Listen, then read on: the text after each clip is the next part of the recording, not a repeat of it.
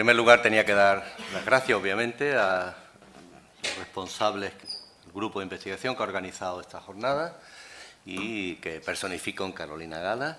Gracias por invitarme a participar en este tipo de foros que siempre me interesan. Como ha dicho Eduardo Rojo, a mí los temas de seguridad social me he dedicado muchísimo tiempo, sigo dedicándome a estudiarlos y, en consecuencia, hablar sobre estas cuestiones me parece no solo interesante desde el punto de vista objetivo, a mí personalmente también me interesa de una forma particular. Esta mañana, cuando estaba en el hotel, he puesto el telediario y he oído tres noticias que tienen que ver con lo que vamos a hablar ahora. Una, que ha incrementado el número de afiliados. Bueno, en la televisión se habla de afiliados, pero siempre se habla de personas en alta, porque los afiliados, una vez que uno se afilia, está toda la vida afiliado, por lo tanto puede estar en baja, no trabajar y ser afiliado. Pero, en fin, los periodistas ya se sabe que no son precisamente un ejemplo de uso técnico en el lenguaje, mucho menos cuando se adentran en el terreno jurídico. En definitiva, lo que quiere decir es que se ha subido un poco el número de personas ocupadas. Y es verdad, no vamos a negar que eso es una realidad, y también es verdad que se ha empezado a producir un pequeño repunte, un pequeño incremento de los últimos meses del número de personas ocupadas y por tanto en alta, activas. Por supuesto no se ha recuperado ni muchísimo menos los niveles equivalentes de hace unos años, cuando empezó la crisis, que se hablaba de casi 20 millones, andamos por 17 y pico, y obviamente eso sigue siendo un número de población muy reducido. Primer, el dato llamativo, oído esta mañana en las noticias.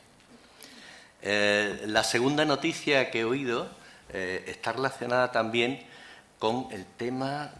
No, lo he olvidado, son tres, pero ya se me ocurrirá, perdone. Decía tres, lo tenía apuntado aquí tres, pero no recuerdo exactamente qué era, así que luego seguiré hablando de eso, pero realmente eran temas que interesan. El fondo de reserva, segunda noticia. Y decía... El Gobierno va a utilizar 7.000 millones más del Fondo de Reserva este año para pagar las prestaciones, las pagas extraordinarias, en definitiva, de las pensiones. Lo que significa que es un nuevo, no sé cómo llamarlo, diré saqueo, no me gustaría utilizar esa palabra, pero un poco es eso. De manera que el Fondo de Reserva, que alcanzó 70.000 millones al principio, a su punto más alto, pues ahora mismo anda ya por 30 y tantos mil, 40.000, y al ritmo que vamos, pues seguramente el llamado fondo de reserva se agotará a este ritmo de aquí a 4 o 5 años. No va a dar para más, porque la capacidad de acumulación del sistema no existe, hace ya años que no se hacen aportaciones, los excedentes se han utilizado para financiar muchas veces la morosidad empresarial, con lo cual ese fondo de reserva ha quedado poco nutrido y, desde luego, de hace 4 o 5 años, el recurso al fondo para financiar los costes de la seguridad social cada vez se ha ido incrementando. Por lo tanto, segunda noticia importante. La tercera, digo, no me acuerdo, pero en fin, seguramente a lo largo de mi intervención aparecerá. ¿Esto qué quiere decir? Quiere decir que los temas de seguridad social son, sin duda alguna, temas absolutamente relevantes. No solo por sí mismos como temas de seguridad social, sino también por la vinculación que tiene, y Eduardo Rojo lo ha puesto de manifiesto, con los temas de mercado de trabajo. Y esa es la primera observación que yo haría, que también es una conclusión. Es decir, la manera de afrontar los temas de la seguridad social no es vinculándola de una forma correcta, inmediata, con las cuestiones de empleo y abordando reformas en paralelo, sino que muchas veces la seguridad social no es más que la sufridora de las reformas en el mercado de trabajo. Por decir de alguna manera, es la que paga esa reforma. Se decide, por ejemplo, esa es la otra noticia, se me había olvidado, sabía que me iba a aparecer, lo de los 500 euros, la llamada tarifa plana. En los últimos años estamos contemplando cómo el Gobierno adopta medidas de abaratamiento de los costes sociales, bonificaciones, que están más que demostradas que ese tipo de incentivos no son eficientes porque duran lo que duran las bonificaciones. Luego, una vez que desaparecen los contratos. Por lo tanto, si se quieren utilizar herramientas de este tipo para incrementar la cotización, ya se sabe que se está buscando contratos parasitarios que viven de esas ventajas y que en el momento que las ventajas desaparecen, el contrato también desaparece. Y, por tanto, la tarifa plana, como digo, otras tantas medidas, significan curiosamente, en un sistema que adolece de medios financieros, que tiene que recurrir a su fondo de reserva para financiar esas prestaciones, pues se tratan de medidas que lo que hacen es restar ingresos al sistema. Hay quien dice, bueno, ese tipo de costes luego tienen un retorno en la medida que los trabajadores que se contratan no serían contratados en otro caso, van a cotizar aunque sea algo, los que ganan por encima de los 500, en fin, hace ese tipo de discursos. Y al final se dice lo que se ahorra o lo que se gasta el sistema de seguridad social para hacer que esos contratos existan, se recupera de alguna manera porque se fomenta esa contratación que en algún caso pues permanece, ¿no? Ese es el discurso oficial y que justifica este tipo de medidas. Yo sigo esperando todavía un análisis serio de en qué forma todo este tipo de medidas son realmente productivas o no son simplemente más que una subvención a un empleo de muy poca calidad, que en realidad es lo que está existiendo en los últimos tiempos. Bueno, como ven, he dicho 3 noticias importantes que tienen mucho que ver con lo que esta mañana hablamos aquí. De todas formas, a mí me han pedido que hable del balance de las últimas reformas en materia de jubilación. Ese es al menos el título que me sugirió Carolina Gala, yo acepté. Y lo primero que tendría que decirles, bueno, he traído una presentación, perdonen si no la sigo mucho porque es que yo suelo despistarme con esto, pero bueno, últimas reformas. ¿Por qué el término de últimas? Pues realmente es correcto, son las últimas, pero ni siquiera las primeras ni serán desde luego las últimas ahora. ¿Qué quiero decir con esto? Que en jubilación, las llamadas últimas, ¿dónde ubicamos esa última reforma? Vamos a ubicarla, aunque sea hasta una convención, en el año 2011. En la Ley 27/2011, que es efectivamente una ley de calado, que reestructura muchas cosas del sistema de seguridad social y esencialmente toca la pensión de jubilación.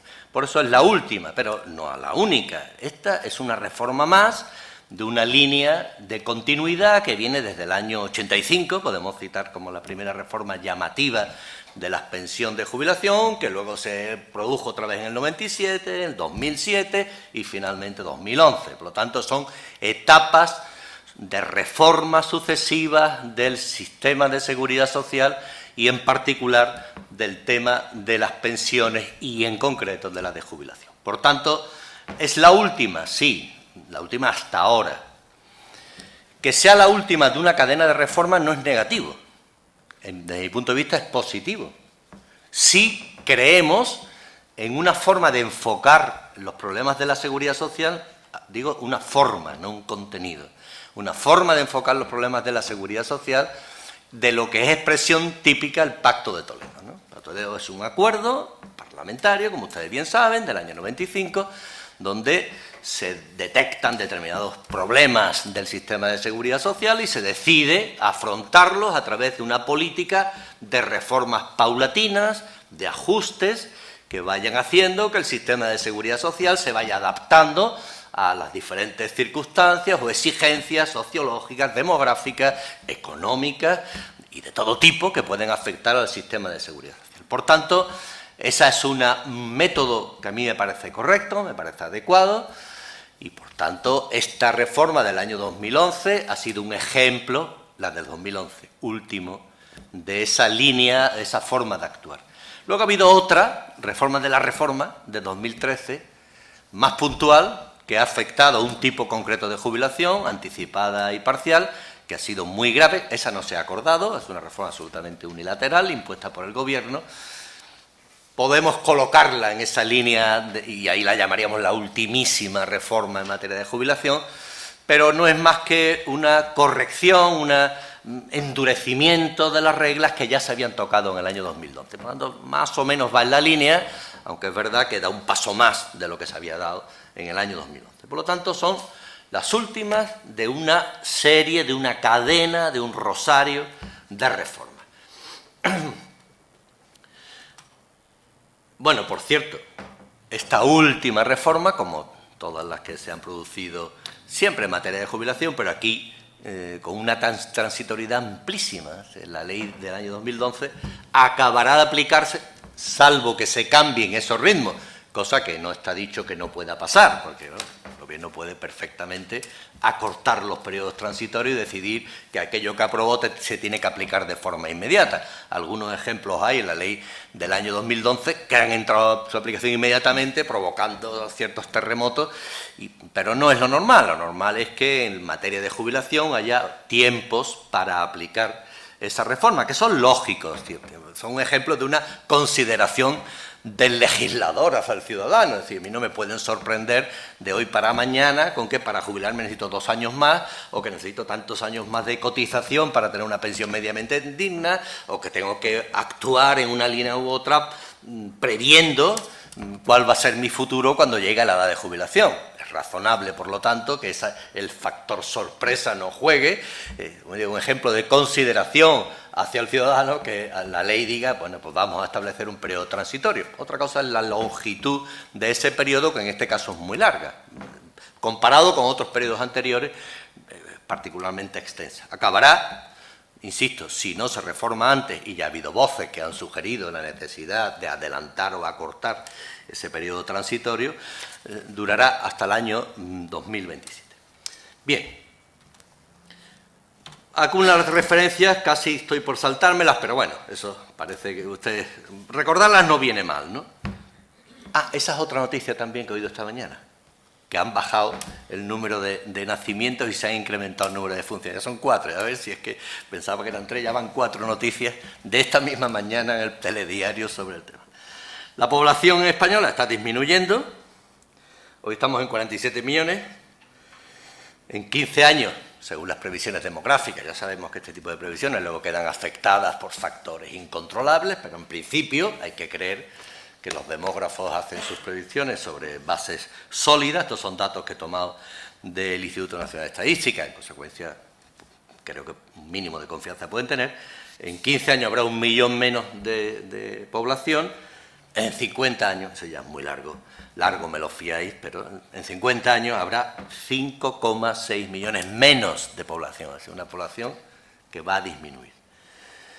Esto es importante, soporte de los sistemas de seguridad social, naturalmente es el volumen de población, más que el volumen, la proporción entre personas de edad y personas que se van incorporando.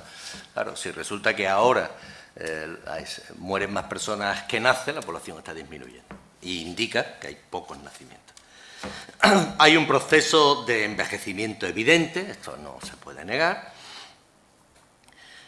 De aquí del 2014 al 2028 se prevé que habrá un 24% menos de nacimientos, un 27% menos posteriormente. La tasa de natalidad en España está actualmente en el 1,3, descenderá al 1,24 en el 2029, bajará todavía más al 1,22 con posterioridad. O sea, todos son previsiones descendentes. La edad media de la maternidad hoy es 31 años, pero crecerá y de aquí a 15 años se prevé que ya sean 32, más tarde 33, irá creciendo. La esperanza de vida, eso ya se sabe, 84 los varones, 88,7 las mujeres en el 1029, hoy es el 81-84.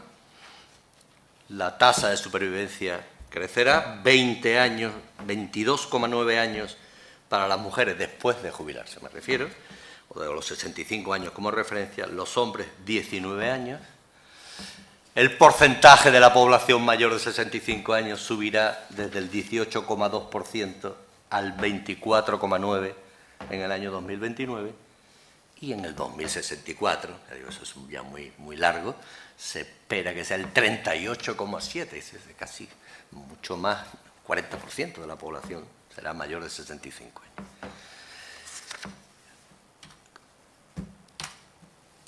En otras circunstancias, cuando hubo un momento de crisis en el sistema de seguridad social, a principios de los años 2000, que hubo aquellas voces alarmistas, el sistema no podrá pagar las pensiones, en el año 2005 llegó a decir algún ministro, hay gran riesgo, etc.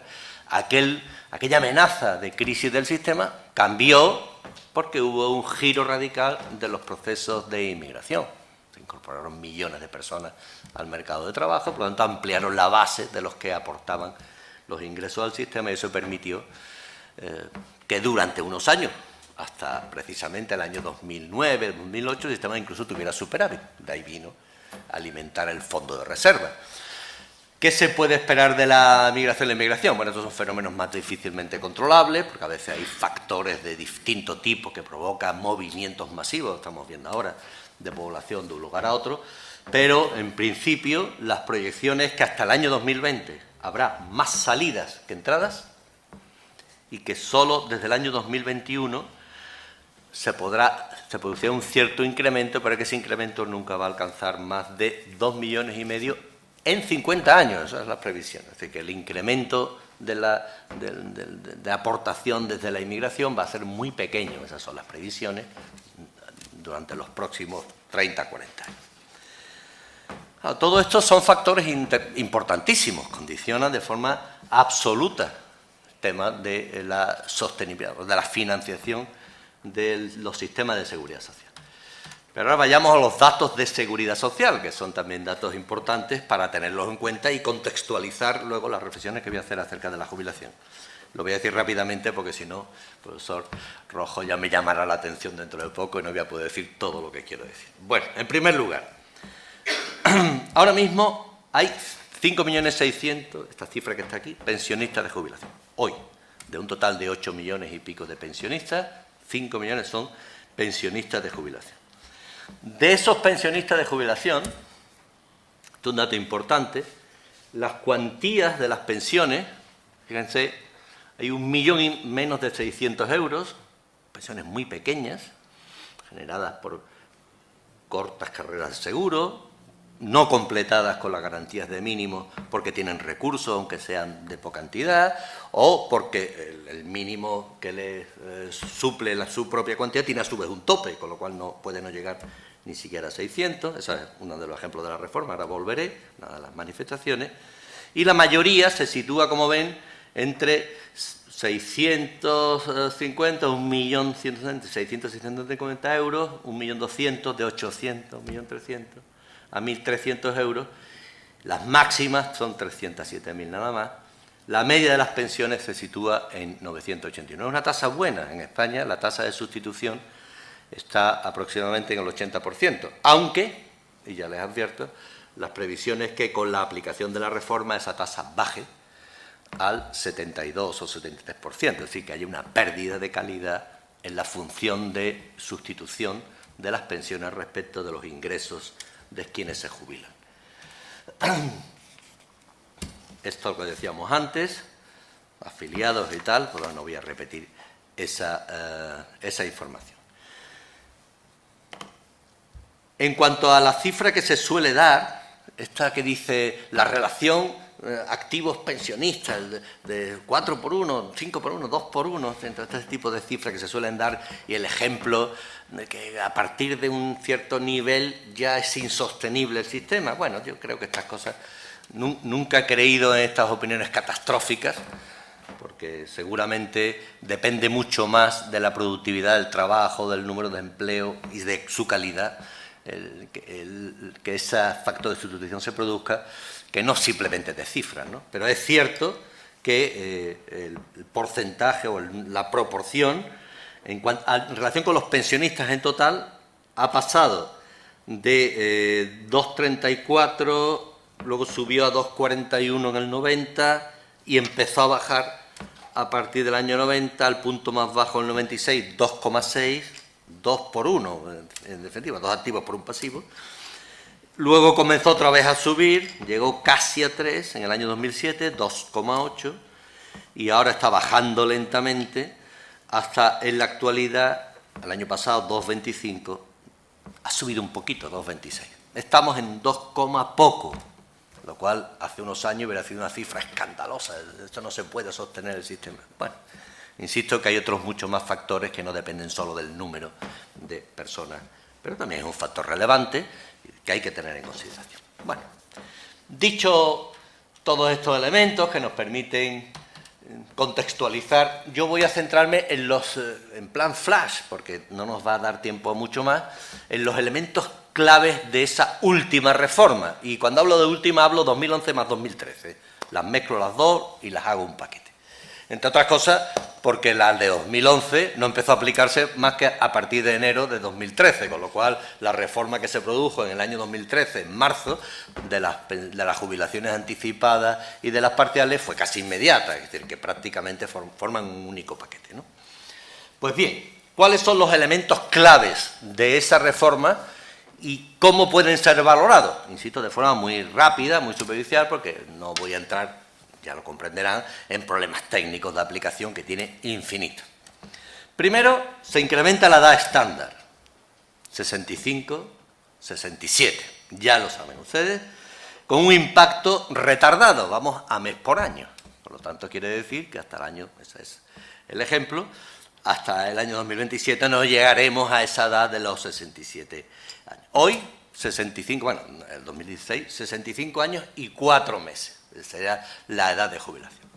Lo podría decir, bueno, va a ser un impacto lento, tampoco que sea particularmente agresivo, ¿no? Que yo cada año sepa que solo puedo jubilarme un mes después, bueno, pues tampoco es malo, puedo recalcular, organizarme y, bueno, y tener paciencia. Me jubilaría en mayo, me voy a jubilar en agosto, bueno, tampoco pasa gran cosa, ¿no?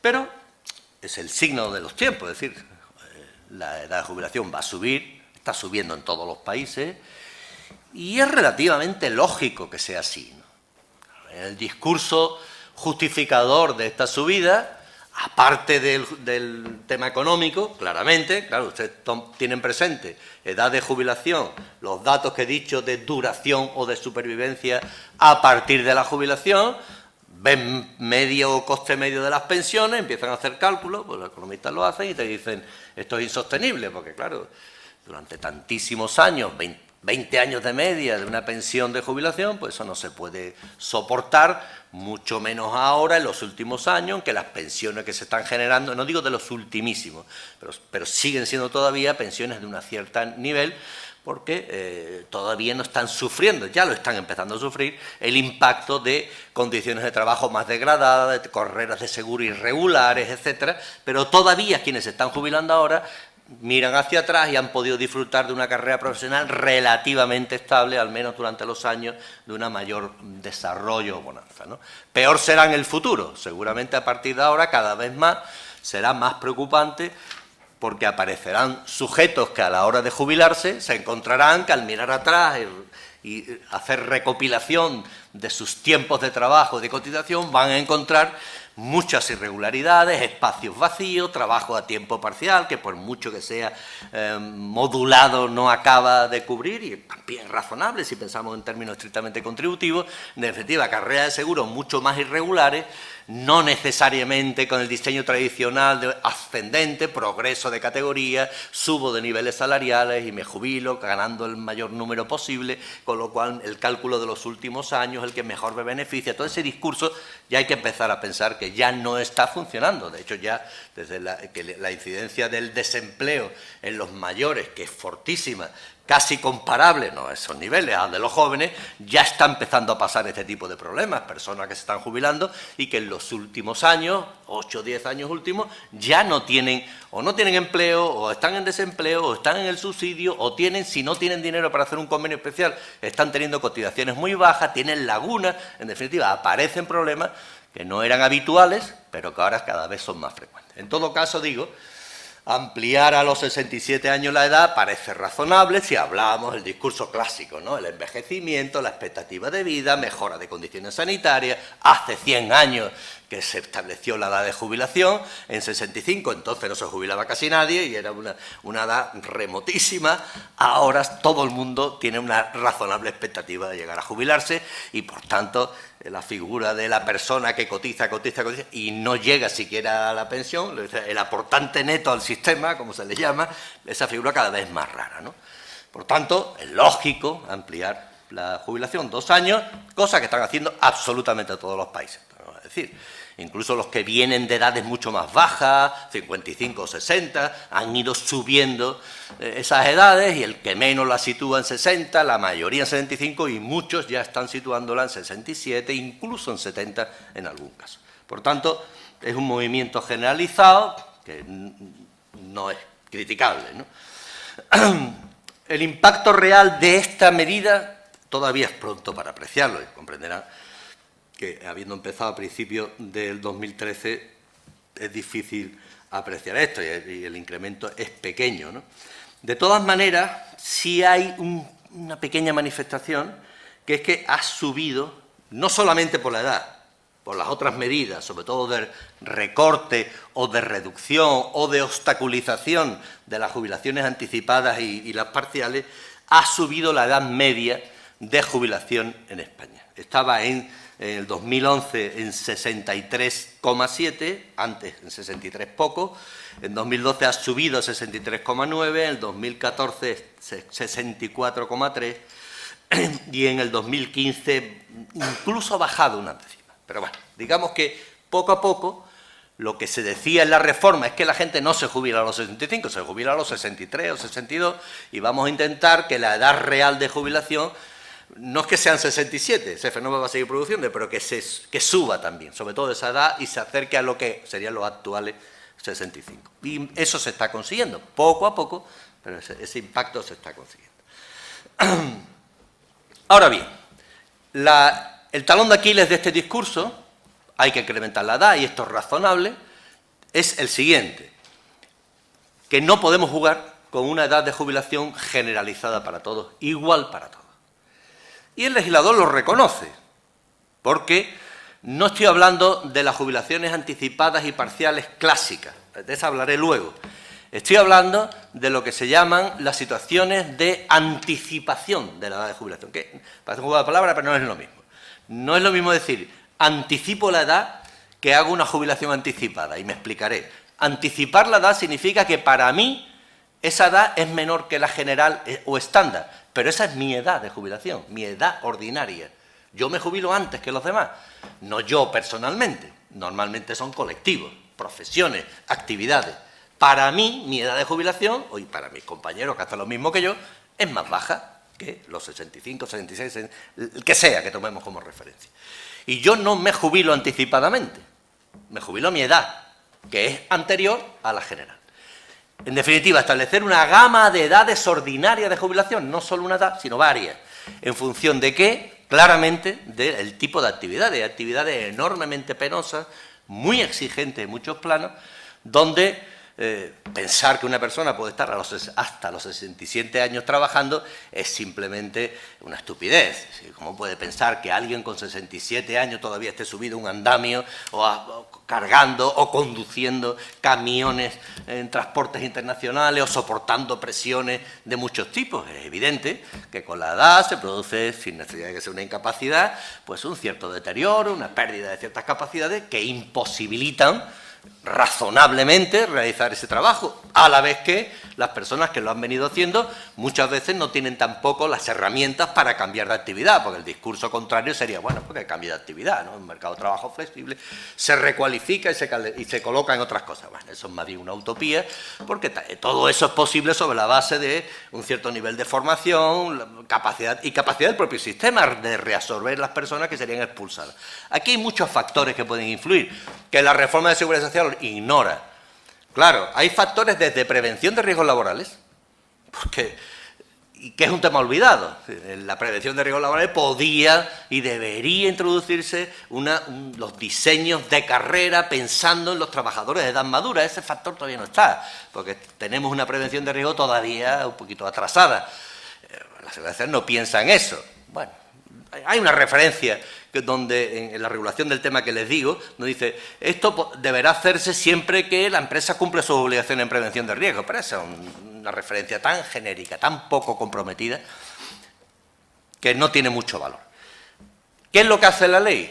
Dice, sí, habrá unas reducciones de edad de jubilación para colectivos determinados. Ya lo existen actualmente, ya lo sabemos, pilotos, los trabajadores de la minería, marina, en fin, el trabajo en el mar, en fin, ya sabemos que hay colectivos que vienen años beneficiándose de ese tipo de coeficientes reductores de la edad. Un colectivo que yo llamaría más bien amalgama, se ha ido sumando por aluvión, muchas veces por razones de presiones de carácter más bien de grupos profesionales que han presionado por equipararse y tener ese tipo de privilegio. Y por tanto no ha habido nunca un diseño organizado, sistemático de esto. La ley del 2011 la prevé y de hecho se ha aprobado un decreto del Gobierno en el año 2011 para establecer eso. Pero este decreto tiene muchos pasos que cumplir. Hay que hacer estudios, hay que valorar, hay que consultar a 1000 entidades, en fin, el Gobierno se lo ha tomado con enorme tranquilidad antes de acabar haciendo un listado de aquellas actividades donde se va a permitir que la persona se jubile sin que sea penalizado por esa jubilación anticipada. Por tanto, ese camino está ahí, pero muy poco transitado. Ampliemos la edad de jubilación, bien, no es irracional, es incluso adecuado, prudente, pero acompañemos ese incremento con una regulación igualmente de efectos, si es posible, lo más rápido posible, de este tipo de colectivos a los cuales les vamos a permitir que se jubilen antes. Esa regulación está muy parada, siguen manejando los viejos colectivos que ya venían beneficiándose de esto, y en todo caso es una regulación que dependerá cómo acabe siendo, porque claro, si exigimos periodos muy grandes de trabajo en esas actividades y para que poder beneficiarse, si los coeficientes que aplicamos por año de trabajo son muy pequeños, si exigimos un mínimo, en fin, todo esto depende de cómo se regule para que luego veamos si realmente esa cuestión se ha hecho de una forma adecuada, acompasada con el incremento de la edad. Como ven, bien lo de los estudiantes, aceptable, pero ahí hay un terreno de desarrollo que está aún por ampliarse y que el Gobierno todavía no lo ha hecho. ¿Se puede mantener la edad de jubilación a los 65 años? Lo dice la reforma, claramente. Pero hay que haber cotizado. También esto tiene un periodo transitorio, 38 años y medio. ¿Cuánta es la media de tiempo de cotización hasta ahora? Vuelvo a decir, ojo, las características del mercado de trabajo han cambiado y en el futuro esos tiempos de cotización medio irán bajando. Hasta ahora están en torno al 34, 33, 35 años, por ahí, más o menos. Lo que antes permitía obtener el 100% de la pensión. En eso está el promedio de años de cotización que se acreditan a la hora de jubilarse. Con grandes diferencias, por cierto, y es otro elemento ignorado, la cuestión de género, pero sobre eso volveré al final. Lo cierto es que si incrementamos a 38 años y medio, que es un periodo que está por encima de lo que normalmente se consigue ahora, y las características del mercado de trabajo no parece que vayan en la línea de que sea fácil alcanzar esa cifra, va a llegar un momento en que nadie se va a poder jubilar a los 65 años, con muy pocas personas, porque pocos van a poder acreditar 38 años y medio de cotización para poder mantenerse en los 65 años. Todavía habrá un periodo de tiempo que habrá gente que a lo mejor llega, sobre todo porque el periodo transitorio no es 38 desde ahora, va acompasándose, va creciendo poco a poco el número de meses ahora, adelante hasta los 38 años y medio, para conservar esa edad de jubilación a los 65 años. Bueno, ven que yo es que me pasa lo mismo, ¿no? Mira las nuevas tecnologías. Bueno, a ver si ahora lo puedo hacer mejor. La jubilación anticipada, segundo elemento importante. Claro, lo saco ya, así lo pueden seguir. El decreto ley del 2013, como he dicho antes, modificó la propia ley 2011 a los pocos meses de entrar en vigor y se ha referido esencialmente al tema de la jubilación anticipada y de la jubilación parcial. Hablemos de cada una de ellas. La jubilación anticipada. Vamos a olvidarnos de la primera de las versiones, la más antigua, que es la de los mutualistas, aquellos que eran mutualistas el 1 de enero del año 1967. Según mis cálculos, en el caso más extremo le quedan 2 años, es decir, deben quedar 3 o 4 por ahí que todavía se podrían jubilar hoy con 63 años. En definitiva, no creo que quedará nadie prácticamente, por lo tanto, aunque se mantiene en la ley esa jubilación de los mutualistas del año 67, prácticamente, vamos a olvidarla, esto es un caso marginal, se ha mantenido en su misma regulación, con el 8% por año, en fin, porque ya se sabe que eso ya es una cosa testimonial y que no es importante. Esa es la primera, la más antigua. ¿Cuáles son las 2 versiones de la jubilación anticipada? El decreto ley del año 2013 ha insistido mucho en diferenciar, primero, que una es, ya venía de antes, pero lo ha insistido más, en que hay una jubilación anticipada que llama impuesta y otra que es voluntaria. Las jubilaciones son siempre voluntarias, ya lo sabemos, salvo las de los funcionarios públicos cuando lleguen a su edad. Pero en el caso de los trabajadores asalariados normales, la jubilación siempre es voluntaria. Nadie me puede obligar a mí a jubilarme si yo no quiero jubilarme. Pero, en fin, aceptemos esa licencia inadecuada en el legislador, pero, en fin, esa licencia y decir que es una jubilación anticipada impuesta. Bueno, está forzada, diríamos mejor, ¿no? ¿Por qué circunstancias? Porque ese trabajador pierde su empleo en expedientes de regulación de empleo, despido objetivo, extinciones, en definitiva, no imputables a él. Y, por tanto, ve que pierde su ocupación, una edad ya cercana a la jubilación, ya se sabe las enormes dificultades que los trabajadores a partir de esta edad tienen para reintegrarse al mercado de trabajo. En la práctica están condenados al desempleo, el subsidio si lo pueden conseguir y a una espera más o menos inquieta del momento de conseguir la jubilación. Y, por tanto, la idea del legislador de estos trabajadores que se les ha forzado a perder su empleo, bueno, pues vamos a permitirles que se jubilen de forma anticipada. Esta benevolencia del legislador no debe ocultar una cuestión que va a aparecer también en otros elementos, por ejemplo, la jubilación parcial. Y es que todo este rigor de la regulación, pensando en el sistema insostenible, hay que hacer reformas que favorezcan, retrasen la edad, bloqueen el abuso de las jubilaciones anticipadas, etcétera, etcétera, todo este discurso. Luego, cuando llega el momento de la jubilación anticipada, de esta impuesta un discurso que se debilita. Y aparecerá también en la jubilación parcial.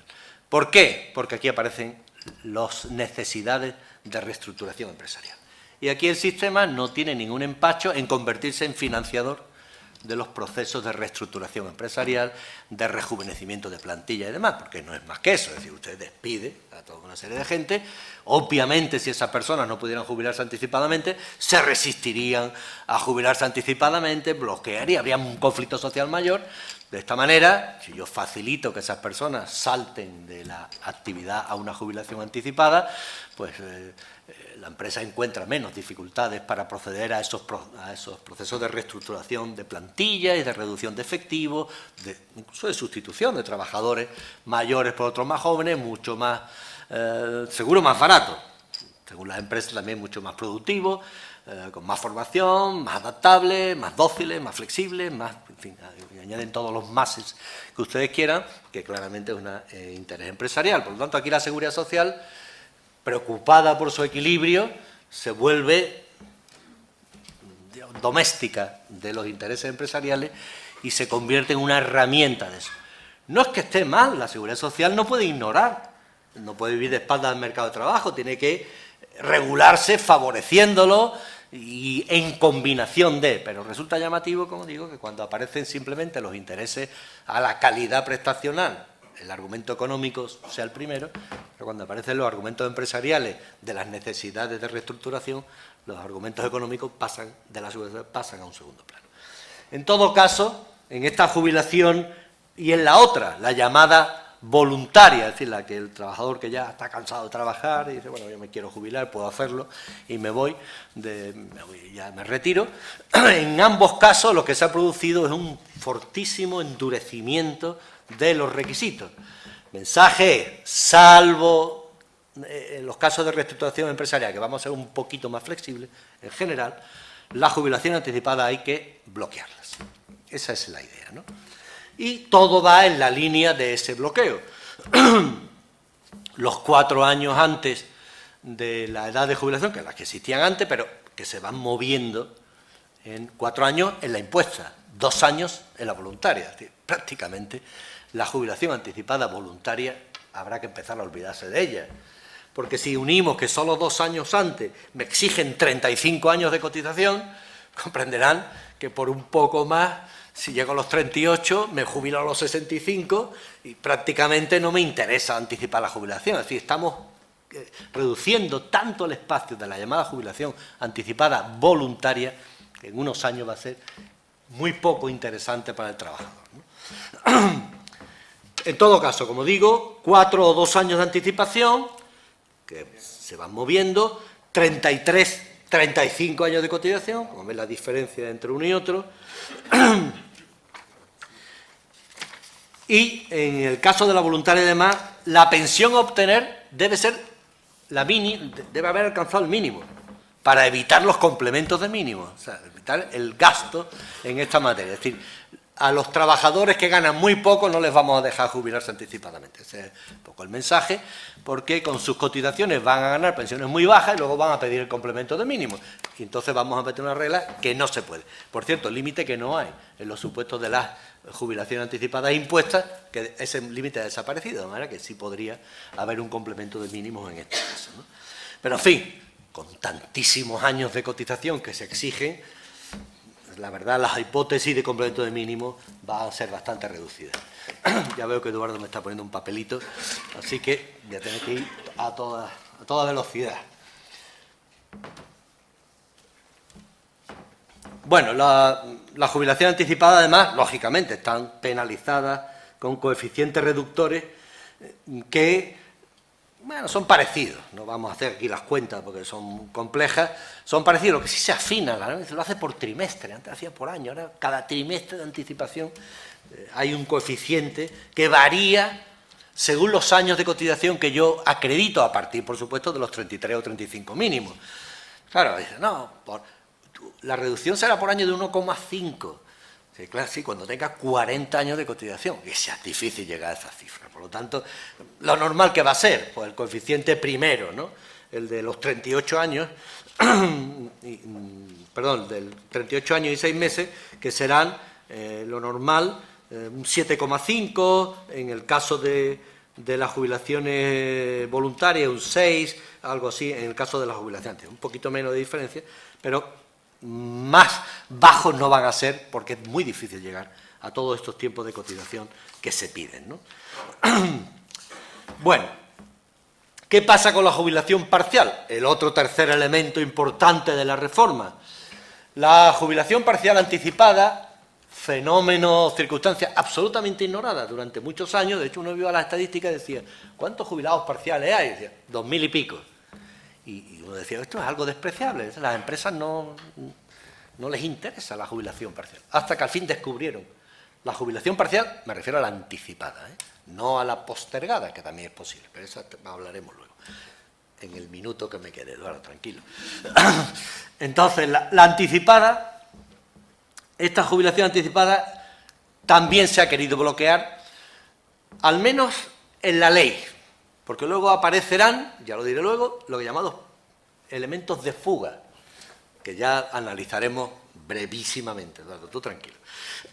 La jubilación anticipada parcial, ¿en qué ha sido tocada? Pues ha sido tocada porque se había convertido claramente en una forma de ir expulsando lentamente o definitivamente a los trabajadores de las plantillas de las empresas con un coste que al final pagaba la Seguridad Social. Y el propio trabajador tampoco se veía perjudicado. Su obstáculo, no sé por qué, me recalculaba la pensión cuando llegaba a la edad, como si hubiera cotizado al 100%, a mí me da igual, me mandan a mi casa, me dicen que debo 200 horas al año, que ya me llamarán, nunca me llaman, y por tanto, teóricamente tengo un 15% de jornada que mantengo ahí, me pagan por eso, y el 85% de restante me paga la Seguridad Social. Para la empresa es estupendo, pues, a muy poco coste he podido desprenderme de un trabajador que se ha jubilado y que tampoco me cuesta mucho más que cuando consiga la jubilación pues tenga el 100% de la pensión porque se recalcule, ¿no? Estas fueron normas enormemente generosas en su momento, pero claramente de un coste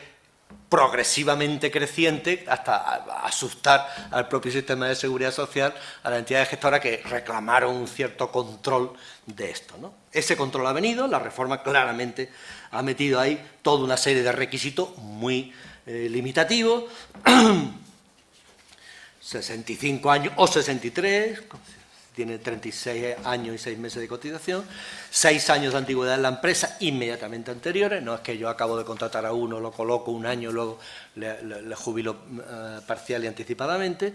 La reducción de la jornada está controlada, solo es posible muy grande si el relevista es indefinido a tiempo completo y dura más de 2 años, 33 años de cotización, una correspondencia de las bases de cotización del que se va con el relevista, de manera que haya una cierta equivalencia, que no haya una sustitución de trabajador muy caro por trabajadores muy jóvenes, con bases de cotización descompensada, y por último, cotización completa por el trabajador relevado, es decir, aunque se vaya al 50%, la empresa tiene que pagar como si trabajara al 100%, eso es un coste extraordinario. Naturalmente que todo esto tiene sus normas transitorias, tampoco va empezado de golpe, todo va lentamente, la edad de la jubilación anticipada va subiendo poco a poco, desde los 61 va añadiéndose lentamente, ahora está en 61 años y 4 meses, también evoluciona el tema del pago de la cotización al 100%, es un 5% por año, partiendo del 50%, esto va lento, son 10 años hasta que se llegue al 100%.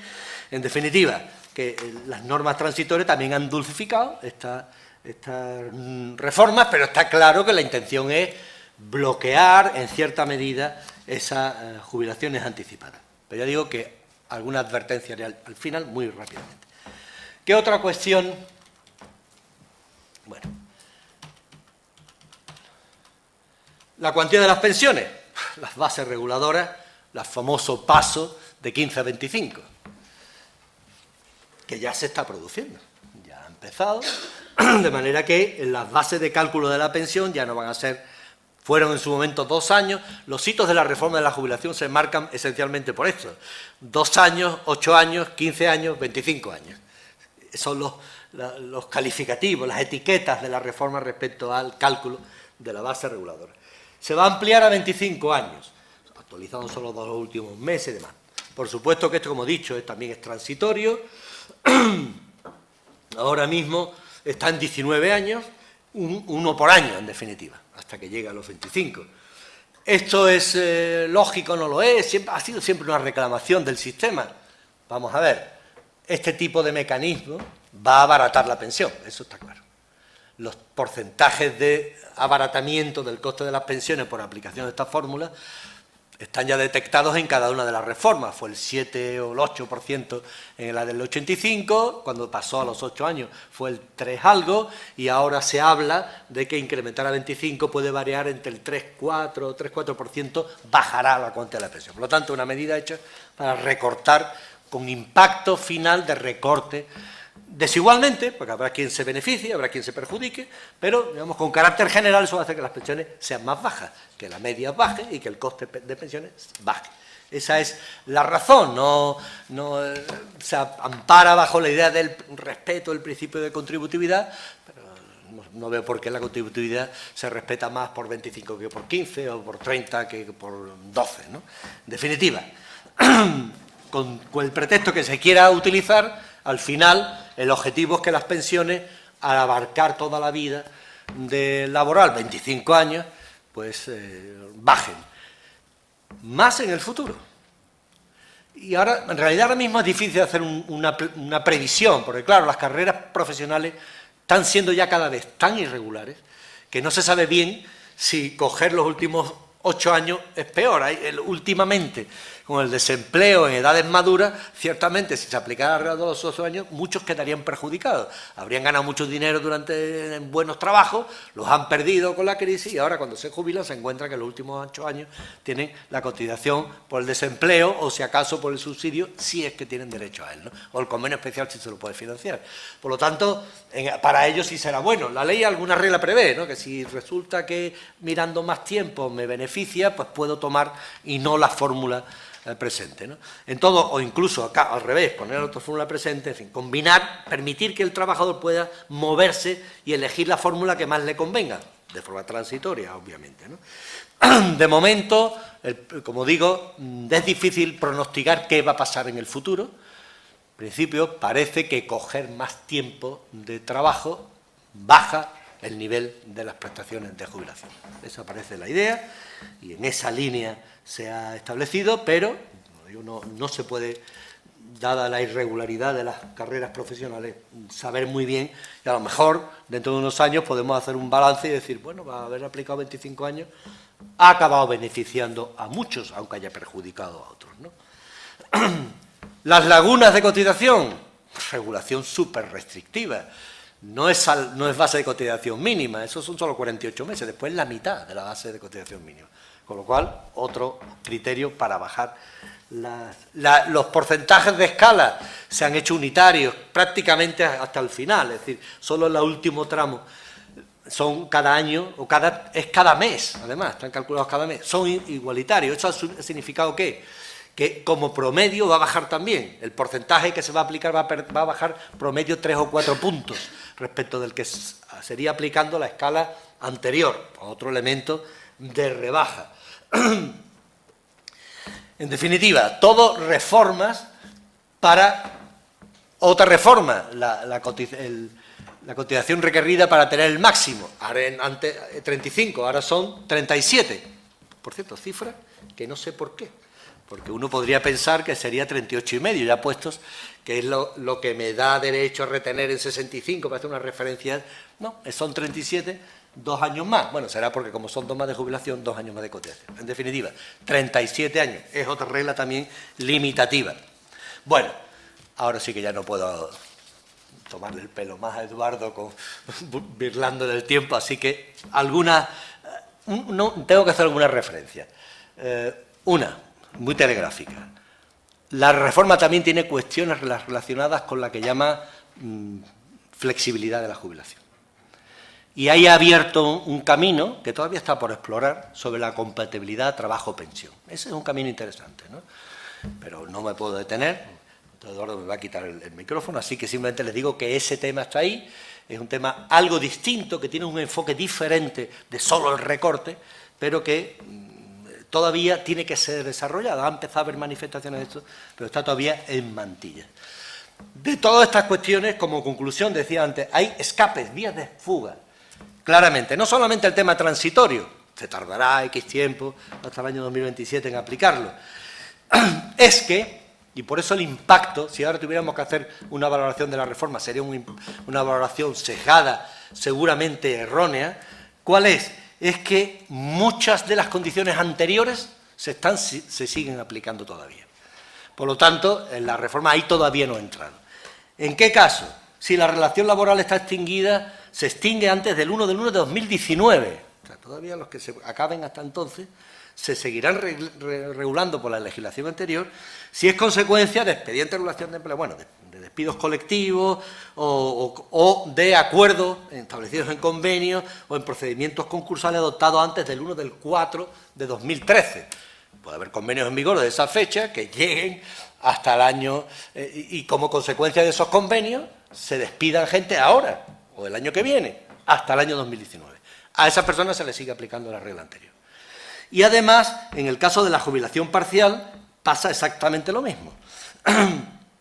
Si hay planes de jubilación parcial en convenios colectivos, en acuerdos de empresas, etcétera, al margen de cuando se acceda a la jubilación parcial, si esos acuerdos están adoptados antes del 1 de abril de 2013, todavía seguirán beneficiándose de las reglas anteriores. Por lo tanto, estas vías de escape son amortiguadores del efecto de la reforma. Todavía no se está notando, sobre todo en los temas de jubilación anticipada, jubilaciones parciales y demás, donde la ley todavía no ha hecho explosión. Por eso no se nota tanto. Si hubiera empezado a aplicarse, notaríamos mucho más que la edad habría subido más rápidamente. Ha subido muy poco la edad media de jubilación precisamente por el impacto de esto. Las jubilaciones parciales se han hecho todas las que se tenían que hacer, las grandes empresas. Con esta regla, las que quedaban todavía tienen tiempo de acabar de hacerlas, si las han planificado correctamente. Y cuando se haya acabado toda esta operación de saneamiento de personal, pues ya empezará a regir la regla del 2011-2013, que empezará a aplicarse a partir de 2020 aproximadamente, ¿no? Bueno, 3 ideas, conclusiones muy rápidas.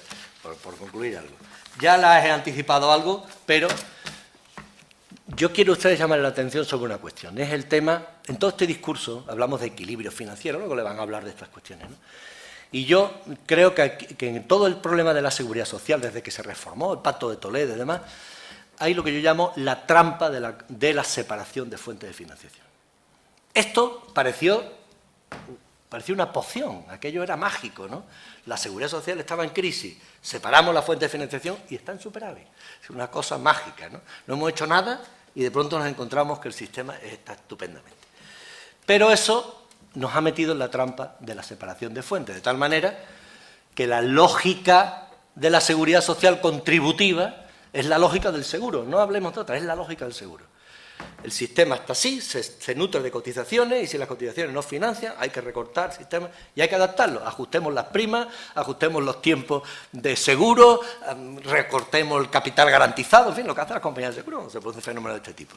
Y eso es lo que se está operando en la seguridad social, porque la financiación externa que venga de presupuestos generales, de otro tipo de fuentes de financiación, por razones políticas, pero incluso por razones técnicas está excluida. Eso financiará otras cosas, ¿no?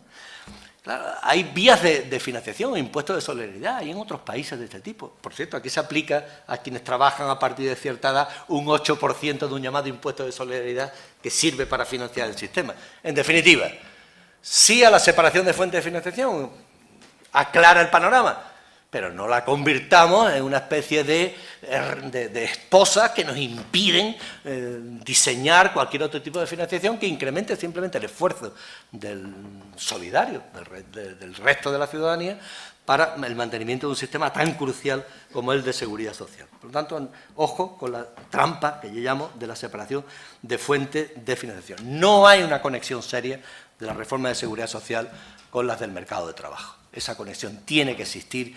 No puede ser que la seguridad social solo sea el sparring de esas modificaciones. Queremos más empleo, la seguridad social paga. Queremos expulsar gente, la seguridad social les modificamos las reglas de las pensiones para que puedan expulsar las empresas. Eso no puede ser. Tiene que haber una combinación, porque el empleo es el que financia el sistema contributivo y el sistema contributivo también debe contribuir al empleo, pero debe ser una relación, una interacción, no solamente que la seguridad social sea el soporte de esas decisiones. Tercera idea, hay que desarrollar claramente el nivel no contributivo. En España no hay un nivel contributivo serio, organizado, un básico, al margen de la lógica contributiva, con prestaciones coordinadas. Hay una miriada de prestaciones de carácter no contributivo que están mezcladas, metidas en los sistemas contributivos, al margen de ellas, las comunidades autónomas. Entonces, esto es un caos. Y un buen diseño y una buena organización de prestaciones no contributivas seguramente aclararía mucho la cuestión. Finalmente, ya lo dije al principio, y ya si acabo, carreras irregulares de profesionales tienen que tener algún tipo de recogida. No podemos seguir diseñando la seguridad social pensando en un trabajador que trabaja 40 años ininterrumpidamente en la misma empresa, ganando cada vez más sueldo. Eso es imposible. Ya no existe ese tipo de trabajador y hay que pensar en una seguridad social más sensible a esas carreras irregulares. Y por último, la dimensión de género, inexistente prácticamente en el tema, en la seguridad social. Pero no solo porque no haya edades de jubilación diferenciadas y demás, es que ni siquiera hay sensibilidad respecto a los temas de conciliación de la vida laboral y familiar, no hay sensibilidad respecto de las diferencias salariales evidentes que existen, lo cual va a repercutir obviamente en la cuantía de las pensiones, en fin, todo este tema tampoco hay una sensibilidad, como he dicho, a esas cuestiones, que seguramente sea absolutamente igualmente necesaria. Nada más, Eduardo, y perdona por haber abusado sin duda del tiempo.